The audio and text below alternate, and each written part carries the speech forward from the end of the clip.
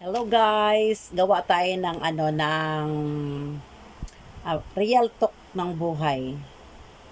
Isinulat ko lang siya kasi baka mamaya makalimutan ko. Kaya ano, basta real talk to kahit sa akin may tama tong salitang to. Hindi susi ang kasal para sabihin kayo na habang buhay.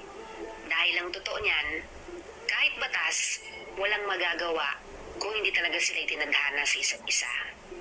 Ang kasal ay hindi panghabang buhay na katunayan para maangkin ng isang nilalang. Ito'y isang papel na nagbibigay ng karapatan sa mga taong nagmamahalan na kadalasan sa una lang nararamdaman at kalaunan nauuwi rin sa iwalayan.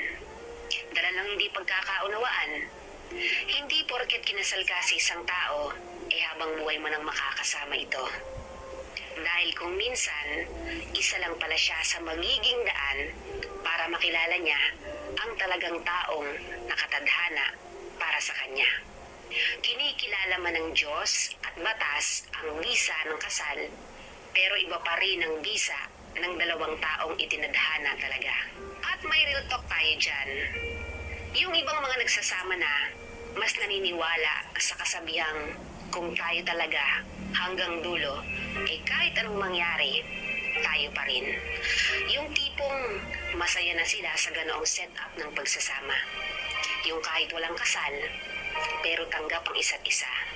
Yung kontento at may respeto, kahit walang kasal, pero alam nila yung salitang tiwala at pagmamahal.